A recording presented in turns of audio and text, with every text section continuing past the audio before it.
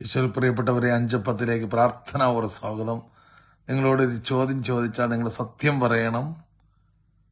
നമ്മുടെ ജീവിതത്തിൽ നമുക്ക് പിടിവിട്ടു പോകുന്ന ചില നിമിഷങ്ങളിൽ അത് ദേഷ്യമാകാം, കുടുംബജീവിതത്തിലെ ചില കശപിശയാകാം, നമുക്ക് വേണ്ട എന്ന് വെച്ചാൽ ചില പാപത്തിന്റെ മേഖലകളാകാം.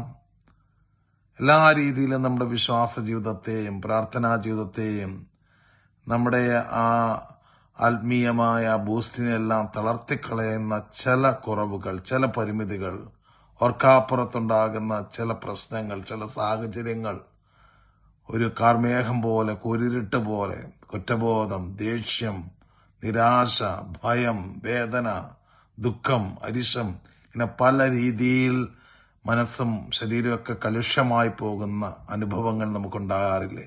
തീർച്ചയായിട്ടും ഉണ്ടായിട്ടുണ്ട്, ഇനിയും ഉണ്ടാകാൻ സാധ്യതയുണ്ട്, ഉണ്ടാകും. അപ്രകാരമുള്ള ബലഹീനതകൾ മരണം വരെ നമ്മെ വേട്ടയാടാൻ സാധ്യതയുണ്ട്. അപ്പോൾ നമ്മൾ നിരാശപ്പെടാതെ മുന്നേറണം എന്നുള്ളതാണ് ദൈവജനം നമ്മളിൽ നിന്ന് ആഗ്രഹിക്കുന്നത്.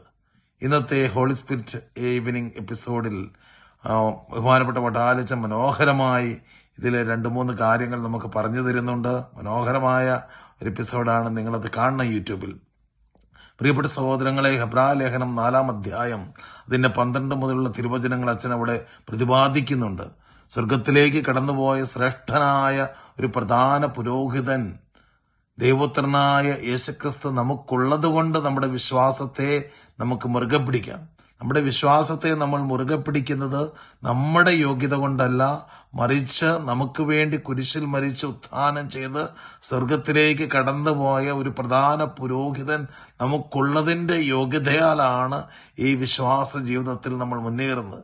എന്നിട്ട് തുടർന്നുള്ള വചനം പറയുകയാണ്, നമ്മുടെ ബലഹീനതകളിൽ നമ്മോടൊത്ത് സഹതപിക്കാൻ കഴിയാത്ത ഒരു പ്രധാന പുരോഹിതനല്ല നമുക്കുള്ളത്, മറിച്ച് ഒരിക്കലും പാപം ചെയ്തിട്ടില്ലെങ്കിലും എല്ലാ കാര്യങ്ങളിലും നമ്മെപ്പോലെ തന്നെ പരീക്ഷിക്കപ്പെട്ടവനാണ് അവൻ.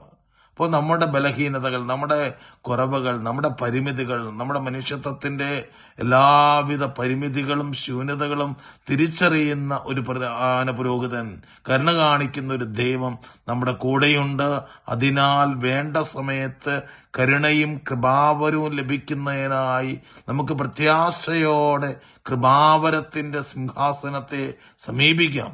അപ്പോൾ നമ്മൾ വീണ് കിടക്കുകയല്ല, എല്ലാം കഴിഞ്ഞു എന്ന് ചിന്തിക്കുകയല്ല, അല്ലെങ്കിൽ പ്രാർത്ഥിച്ചിട്ട് എന്തേ ഗുണമെന്ന് ചിന്തിക്കുകയല്ല, മറിച്ച് വീണ്ടും എളിമയോടുകൂടി കൃപാവരത്തിന്റെ സിംഹാസനത്തെ, യേശുവിന്റെ സാന്നിധ്യത്തെ, വിശുദ്ധ ബലിയെ, വിശുദ്ധ കുമ്പസാരത്തെ, വിശുദ്ധ വചനങ്ങളെ, ആത്മീയ ശുശ്രൂഷകളെ ഒക്കെയും വീണ്ടും വീണ്ടും നമ്മൾ തേടി ചെല്ലുമ്പോഴാണ് പ്രിയപ്പെട്ടവരെ ഇതിനെ നമുക്ക് മറികടക്കുവാൻ സാധിക്കുക.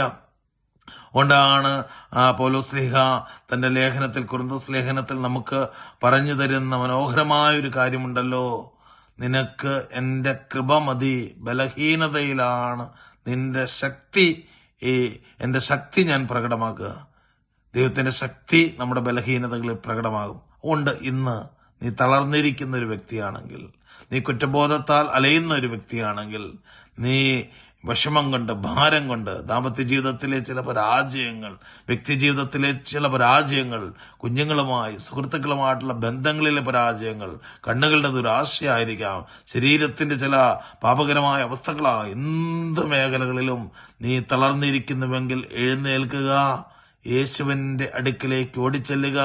യേശു നിന്നെ സ്വീകരിക്കും, യേശു നിന്നെ കഴുകും, യേശു നിന്നെ ശക്തിപ്പെടുത്തും, യേശു നിന്നെ ബലപ്പെടുത്തും. ഈ ബലഹീനതയെ മറികടക്കാൻ യേശു തന്റെ കൃപയാൽ നിന്നെ സഹായിക്കും. ഹല്ലേലൂയ.